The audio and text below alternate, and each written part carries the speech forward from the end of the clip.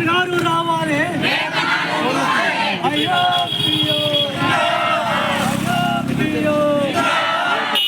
నా పేరు సంపత్.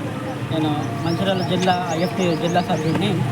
వాస్తవానికి మన మంచిర్యాల జిల్లాలో ఎట్లా జరుగుతుందంటే, మన స్టేట్ మొత్తంలో ఎస్సీడీడీలో పోస్ట్ మెట్రిక్ హాస్టల్స్లో వాస్తవానికి 49 జియో 2016లో ఇచ్చారు. దాని ప్రకారం వాచ్మెన్ల జీతం 10,000 ఉంటుంది. అదే క్యాటరింగ్ వాళ్ళదేమో 100 మంది పిల్లలు ఉంటే 20,000 ఉంటుంది.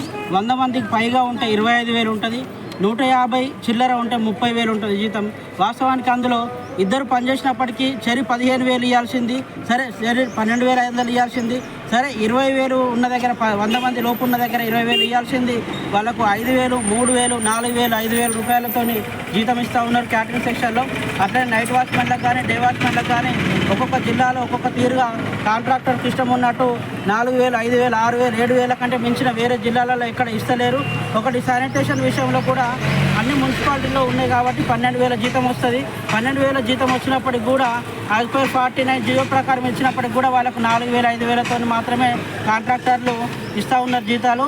వాస్తవానికి ఇదంతా యాక్టివిటీ బేస్డ్లో ఉన్నది కాబట్టి దీని అంతా తొలగించి 49 జియోని మొత్తం కూడా రద్దు చేసేసి జియో నెంబర్ 9 కూడా రద్దు చేసేసి, అదేవిధంగా పోస్ట్ మెట్రిక్ హాస్టల్లో బీసీ వెల్ఫేర్లో 212 జియో ప్రకారం ప్రతి ఒక్కరికి కూడా ఎంతమంది పనిచేస్తున్నారో వాళ్ళందరికీ కూడా క్యాడర్ స్ట్రెంత్ అనేది ఉన్నది.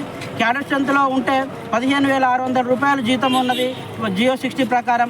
అదేవిధంగా పోస్ట్ మెట్రిక్ హాస్టల్లో మేము పోస్ట్ మెట్రిక్ హాస్టల్ ఎస్సీ డిపార్ట్మెంట్లో పనిచేస్తున్నాం కాబట్టి మాకు అదేవిధంగా 212 జియో ప్రకారమైనా లేదు 60 జియో ప్రకారమైనా మాకు 15,600 రూపాయలు జీతం చెల్లించి, అదేవిధంగా ఈఎస్ఐ పిఎఫ్ అనేది మాకు 2016 నుంచి చేస్తున్నాం కాబట్టి అప్పటి నుంచి కూడా అమలు లేదు. ఎవరికి ఏ ఇబ్బంది అయినా సడన్గా ఎవరికైనా ఏమైనా అయినా కానీ ఇన్సూరెన్స్ వచ్చే పరిస్థితిలో లేదు, బెనిఫిట్స్ వచ్చే పరిస్థితిలో లేదు. రేపు పొద్దున ఎవరికైనా ఏమన్నా అయి చనిపోయి వంట చేసే వాళ్ళకైనా ఎవరికైనా కానీ ఇన్సూరెన్స్ జరిగినప్పటికీ కూడా ఏ దిక్కు అనేది మాకు అవకాశం ఏం లేదు. ఇవన్నీ కూడా ఈఎస్ఐ ఇన్సూరెన్స్ కానీ ఈపీఎఫ్ బెనిఫిట్స్ కానీ ఈఎస్ఐ ఈపీఎఫ్ కల్పించి జియో 60 ప్రకారం మమ్మల్ని తీసుకొని ఆన్లైన్ డేటాలో పోస్ట్ మెట్రిక్ హాస్టల్లో పేర్లు ఎవరికి కూడా లేవు. ఏదో నంబర్ ఆఫ్ ఎంప్లాయీస్ అంటున్నారు. యాక్టివిటీ బేస్డ్లో ఉన్న వాళ్ళకు ఓన్లీ యాక్టివిటీ ఉంటుంది, ఏజెన్సీ మాత్రమే మ్యాప్ చేయాలి అని అంటున్నారు.